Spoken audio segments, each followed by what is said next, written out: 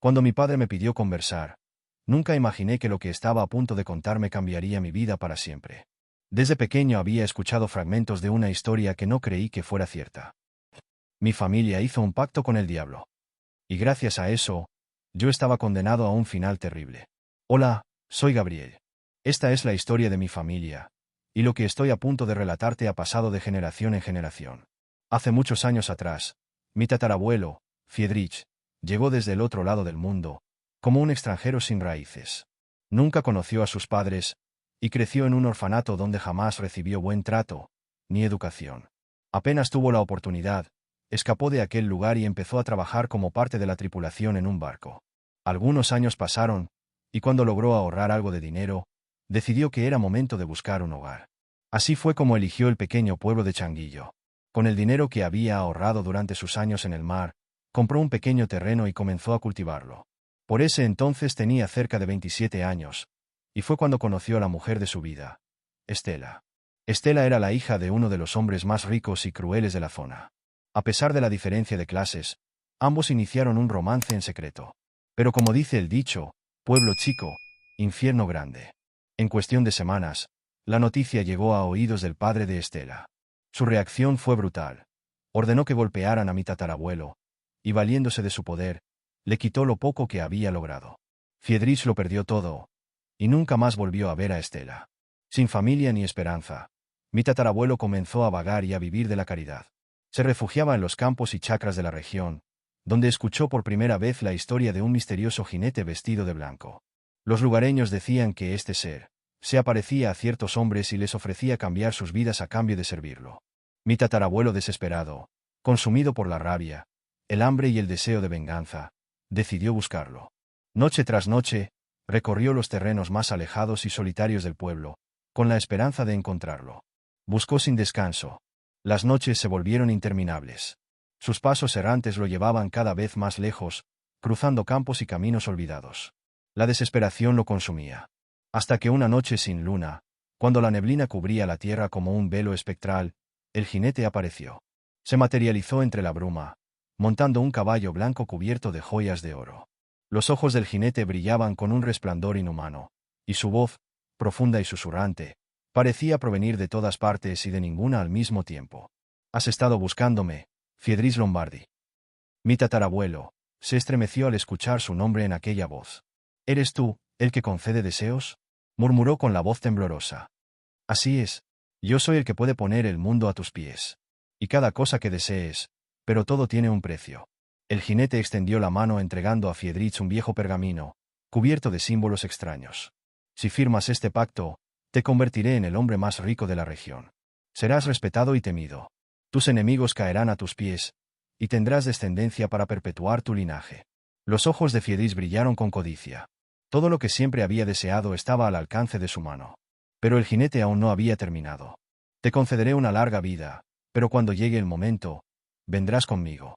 A cambio de conservar la fortuna, cada varón primogénito de tu linaje deberá entregarme su vida al cumplir 40 años». Friedrich sintió un escalofrío recorrerle la espalda. Pero el hambre, el odio y la sed de venganza pesaban más que cualquier advertencia. «¿Cómo sé que cumplirás tu parte?», preguntó con voz entrecortada. «Porque lo que ofrezco siempre se cumple. Y lo que cobro, también». El jinete sacó un pequeño cuchillo de filo negro, y se lo ofreció a Friedrich. «Firma con tu sangre, y todo será tuyo». Sin dudarlo más, tomó la hoja y se hizo un corte en la palma de la mano. La sangre caliente goteó sobre el papel. Al contacto, los símbolos grabados en el pergamino ardieron con un brillo carmesí. El jinete sonrió con satisfacción. «El pacto está sellado». Friedrich sintió que el mundo se desvanecía a su alrededor. Un torbellino de sombras lo envolvió, y su cuerpo se desplomó en la oscuridad. Cuando abrió los ojos, el amanecer teñía el cielo de tonos rojizos. Se encontraba en medio del campo, exactamente donde la noche anterior había visto al jinete. Su cuerpo dolía, y su mente estaba nublada. ¿Fue un sueño?, se preguntó mientras intentaba incorporarse. Todo parecía normal, hasta que dio un paso y se tropezó con algo que lo hizo perder el equilibrio. Cayó pesadamente al suelo, golpeándose el brazo contra algo sólido. Una piedra, pensó al principio, pero al girarse con furia para ver que lo había hecho tropezar, su rabia se transformó en sorpresa. Bajo la tierra suelta y húmeda, algo relucía. Un borde metálico asomaba entre el polvo. Con manos temblorosas, Friedrich empezó a desenterrar aquel objeto. Pronto, la tierra cedió y dejó al descubierto un gran cofre de madera oscura, cubierto de inscripciones extrañas y remaches dorados. Su corazón latía con fuerza. Era un entierro. Los lugareños llamaban así a los tesoros ancestrales que, según la leyenda, estaban ocultos bajo la tierra desde tiempos inmemoriales.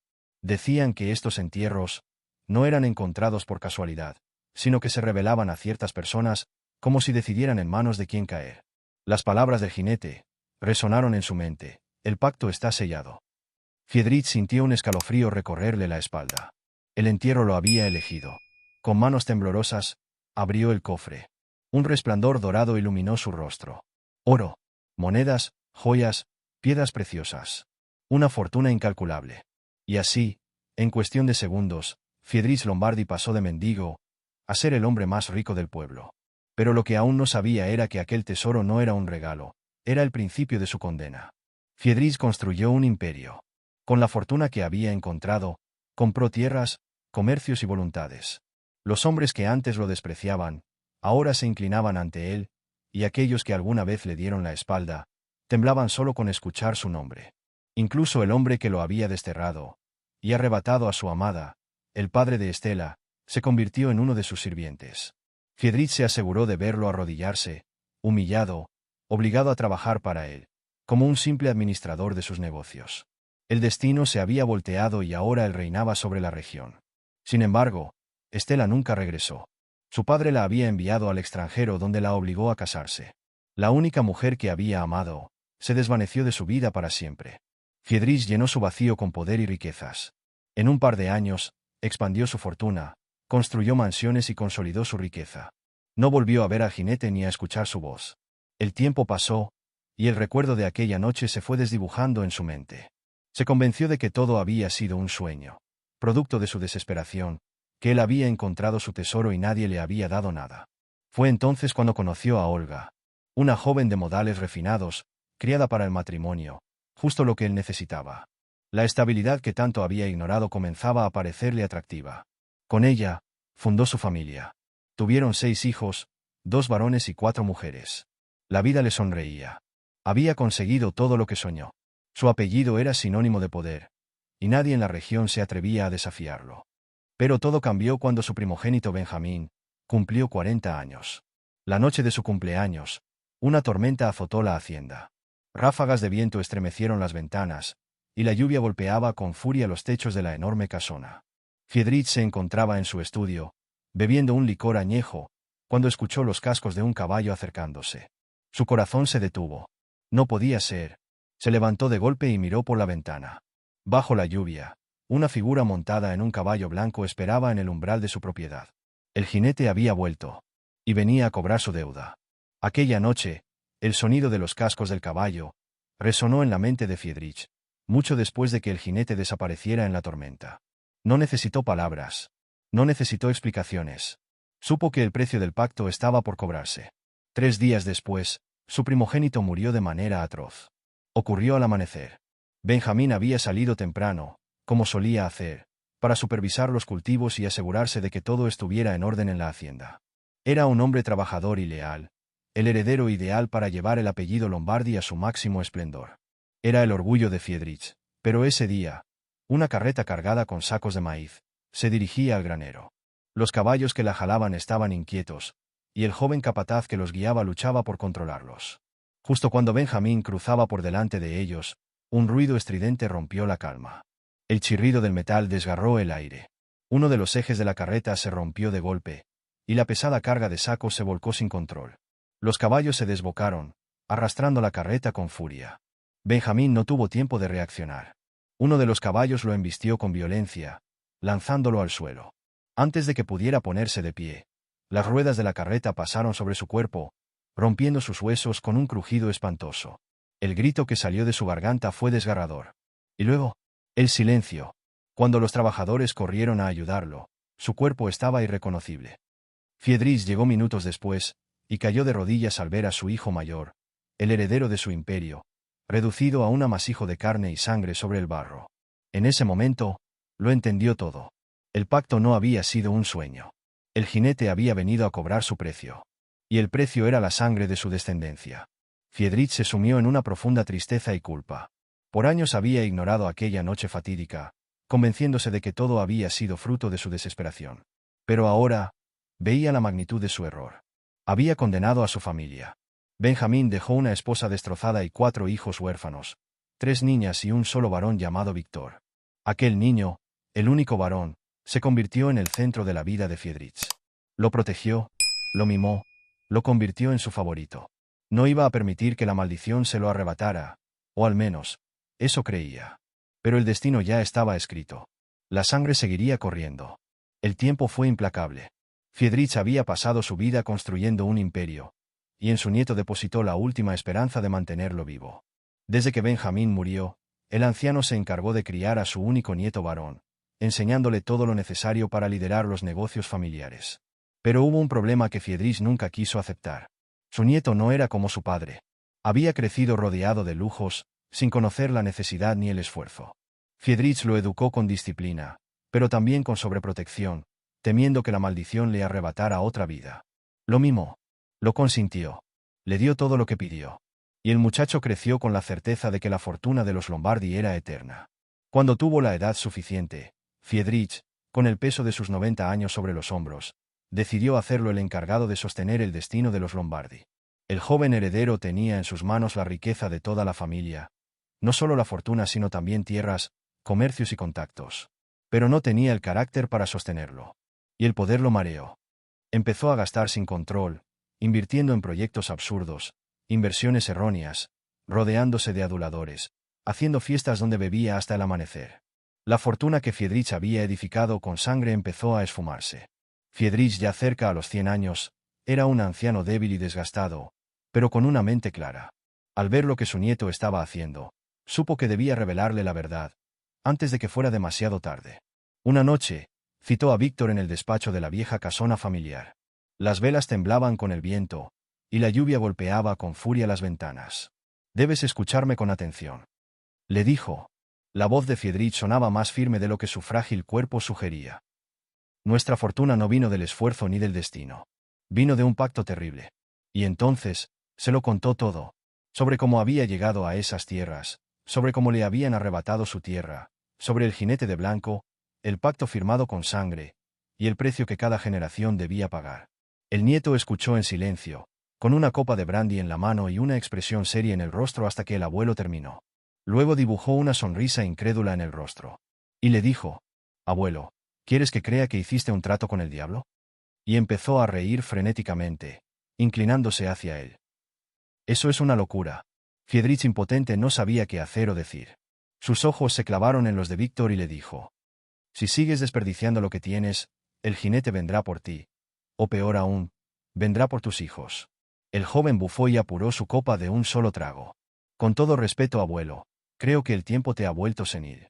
Y así, con la arrogancia de quien nunca ha visto la muerte de cerca, el nieto ignoró la advertencia. En sus noches de borrachera, comenzó a contar la historia de su abuelo a manera de burla. En fiestas, frente a amigos y desconocidos, relataba cómo el viejo Friedrich creía que un fantasma a caballo le había dado su fortuna. Las risas retumbaban en las reuniones. Pero no todos se rieron. En algunos pueblos, las historias del jinete de blanco eran susurradas entre los más ancianos. No era solo un cuento.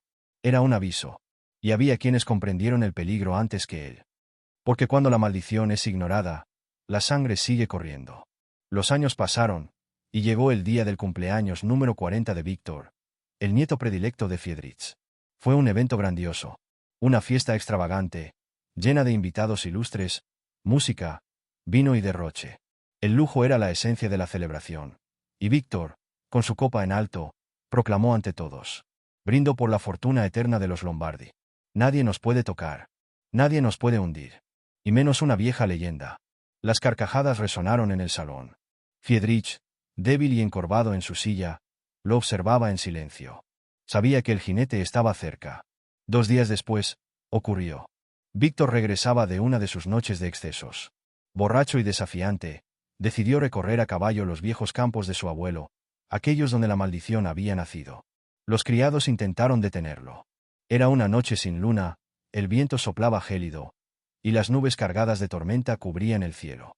Pero Víctor, ebrio de arrogancia, se montó en su corcel y cabalgó a toda velocidad. El relincho de los caballos resonaba entre los árboles. De repente, una sombra blanca apareció en el camino. Los criados que lo siguieron a la distancia vieron a Víctor detenerse bruscamente, con los ojos desorbitados y la boca abierta en un grito de terror. El caballo se encabritó y salió disparado como si huyera del mismísimo demonio. Víctor fue arrastrado varios metros, su pie atorado en el estribo. Las piedras desgarraron su carne, su cráneo golpeó contra las raíces de los árboles y su cuerpo se sacudió como un muñeco de trapo. Cuando el caballo finalmente se detuvo, Víctor ya no era reconocible. Su rostro estaba desfigurado, sus huesos rotos, y su cuello estaba girado en un ángulo imposible. El nieto predilecto de Friedrich había muerto de la manera más brutal. El viento susurró entre los árboles, como si la tierra misma reclamara la sangre prometida. Cuando Friedrich recibió la noticia, no derramó una lágrima al principio. Solo se quedó en silencio, con la mirada perdida, como si ya supiera lo que había ocurrido. Luego, rompió en llanto. Lloró como nunca antes, con un dolor tan profundo que parecía que su alma se desgarraba. Yo lo condené.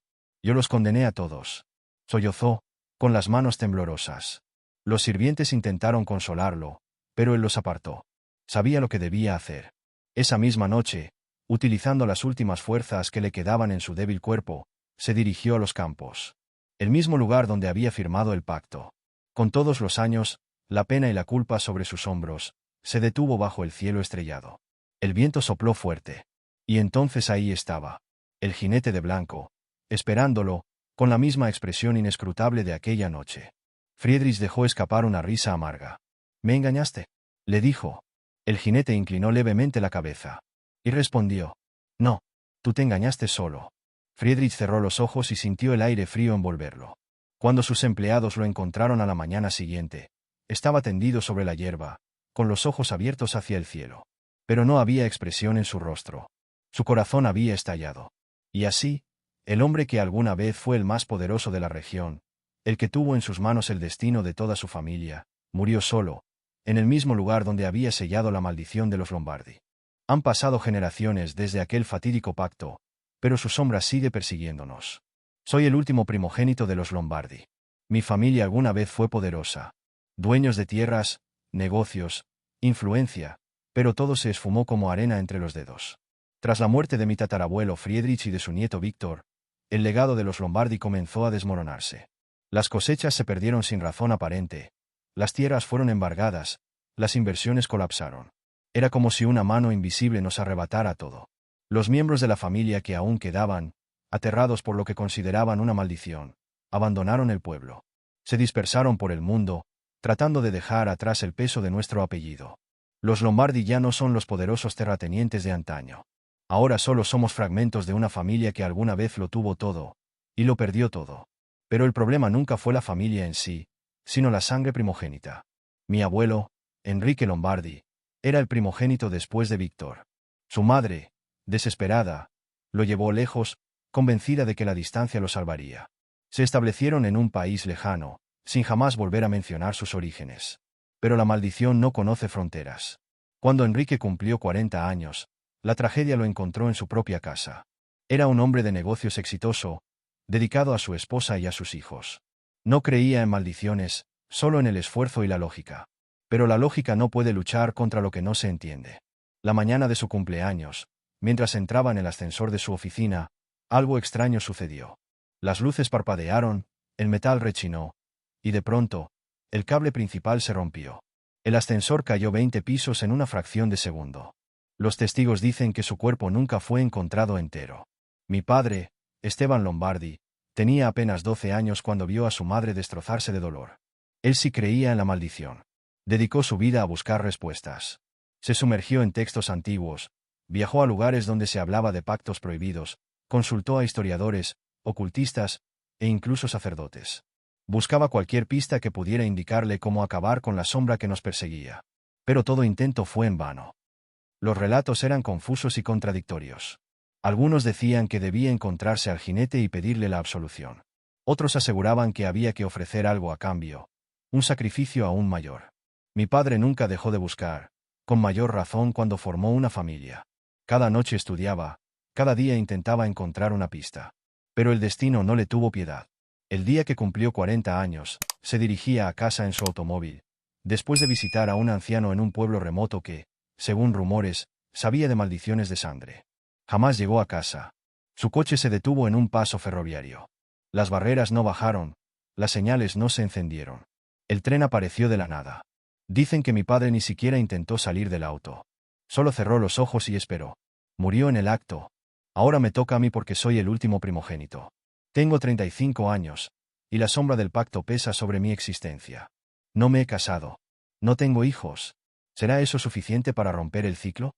Quiero vivir y sé que si no encuentro una salida, mi destino está escrito.